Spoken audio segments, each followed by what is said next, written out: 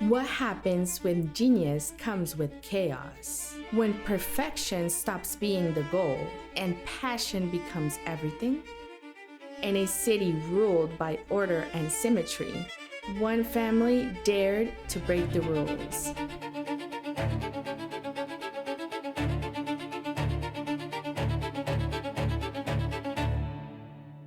The Guarneri family.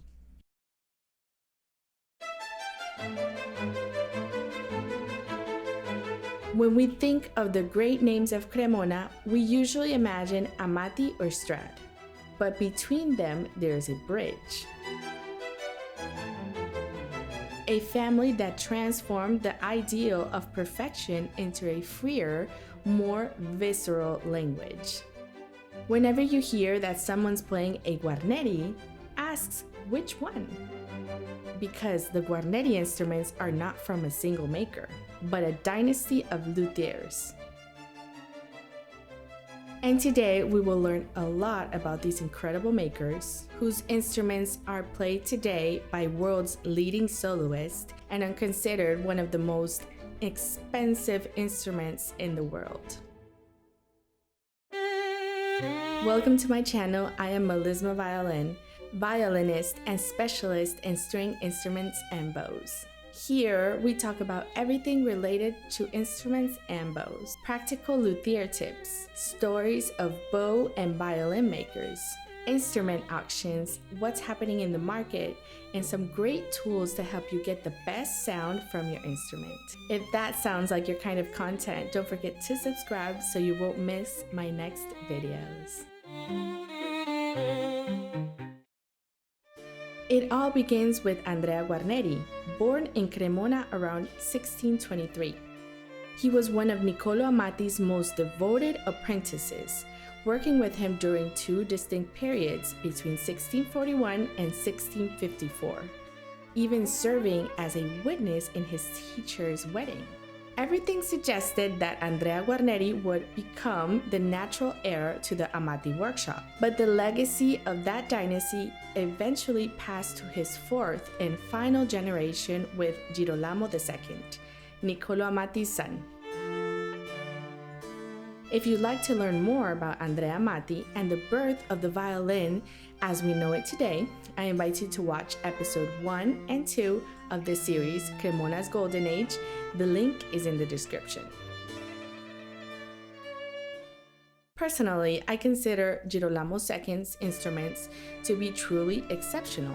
Though his work was likely overshadowed by the rising fame of Stradivari and the Guarneri family itself. Sharing the same clients and competing in Cremona for nearly 40 years. And thanks to this intense artistry rivalry, we have today the world's best instruments. Right before we continue, I want to share some important information with you.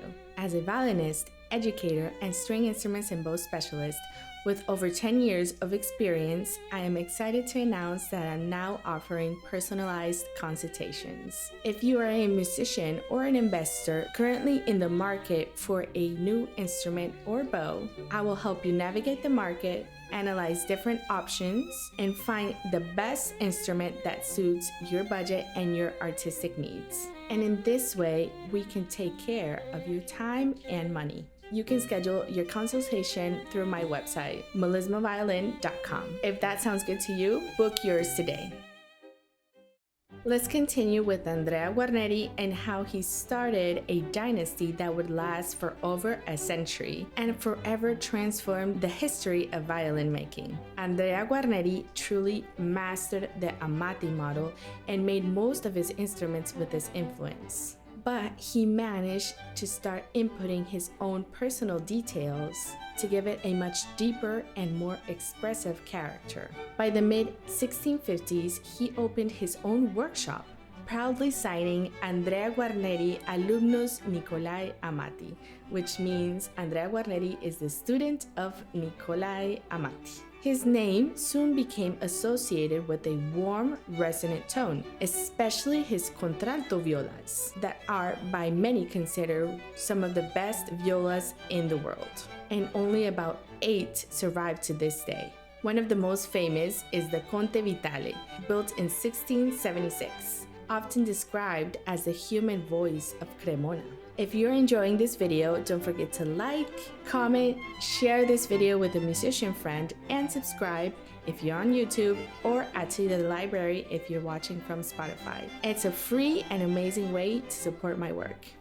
The second generation, Pietro da Mantua and Giuseppe Filius Andreae. The two sons of Andrea continued the path. Pietro Giovanni Guarneri, known as Pietro da Mantua, and Giuseppe Guarneri, called Filius Andreae, which translates into son of Andrea. Together, they represent the second generation of the Guarneri dynasty, and although they share the same blood, their destinies couldn't have been more different. Pietro da Mantua, the elegant outsider. The eldest son, Pietro Giovanni Guarneri, was born in Cremona in 1655, equally talented as a violinist and violin maker. In the 1680s, he chose to move to Mantua to pursue a career as a violinist, performing in the court. That move for sure expanded his musical career, but meant that his output as a violin maker remained very limited. But even so, every instrument he made is a masterpiece. His violins are of superior workmanship and elegance, with excellent materials, luminous varnish, and an individual style. Wide open F-holes with graceful curves. Pietro also experimented, adding his own personal touch in his instruments, and slowly started changing the Amati model, which his father had been using for so many years. In Pietro, we find a freer spirit, more musical than craftsman. His violins have a sweet, transparent voice, and though few in number, each holds a delicacy of a creator who preferred to listen rather than impose. That's why Pietro da Mantua is remembered as the most elegant and reserved of the Guarneri, the son who kept the family flame alive, but from afar. Giuseppe Guarneri, Filius Andreae, between tradition and turmoil. His younger brother, Giuseppe Guarneri I, known as Filius Andreae, inherited the family workshop after their father's death in 1698. He had already been working by his father's side for years, and many of Andrea's later instruments were built primarily by Giuseppe. Yet Giuseppe didn't simply copy his father's models. He introduced subtle innovations, more rounded upper boots, slightly tilted F-holes, and a sturdier making. His work preserved the elegance of the Amati tradition but carried a bolder, earthier character. But his name never really reached a big fame. He lived and worked during the very years when Antonio Stradivari reigned supreme in Cremona, and his talent was inevitably overshadowed by Strad's master brilliance. Faithful to the family tradition, Giuseppe trained his own sons. Around 1710, Pietro Guarneri began assisting him, later moving to Venice, while Giuseppe Guarneri del Gesù stayed in Cremona and would inherit the family workshop. That son, del Gesù, would carry the Guarneri name to its greatest heights. The second generation became a bridge between heritage and rebellion. I love to read you in the comments. Did you already know when someone talks about a Guarneri violin that there are multiple makers? Have you ever listened to a Guarneri violin live or any other Guarneri instrument, their violas or their cellos? And remember, never stop going to live concerts. Nothing replaces the experience of living live classical music concerts. The third generation, Giuseppe Guarneri del Gesù, the genius who defined perfection. So a quick note, I received some comments in my previous video that the correct pronunciation of del Gesù would be del Gesù. Even though I've been growing up listening and always speaking of del Gesù, so in that way I feel a bit more comfortable. So I apologize if I haven't been pronouncing correctly the names, but I'm doing my best. So I hope you can understand that little detail. And now we reach the third and most celebrated generation, with a name that even 3 centuries later still inspires awe, admiration, and mystery. The name is Giuseppe Guarneri del Gesù. Born in Cremona around 1698, the son of Giuseppe Filius Andreae, he grew up surrounded by the smell of varnish, the echoes of the family workshop, and the shadows of his ancestors. But Del Gesù wasn't an ordinary maker.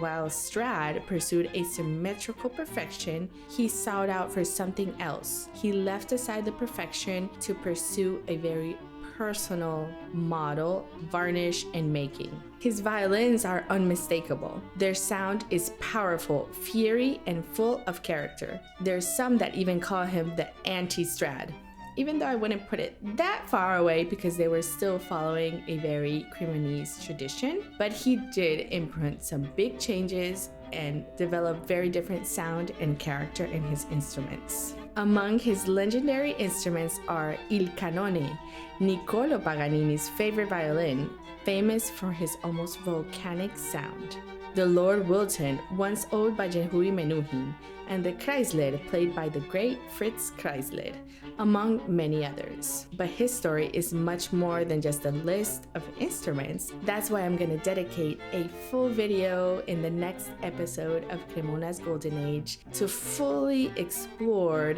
the genius of Guarneri del Gesù. Exactly what did he change, and what are the instruments that are being played by world-class soloists today. I hope you enjoyed this episode. Don't miss the next one. And I also want to invite you to watch my previous video, which I discuss the instruments of some of the best violinists in the world. Also follow me on Instagram. I share a lot of music content and instruments content that I'm sure you will like. Thank you very much for being here. Love you all. Bye.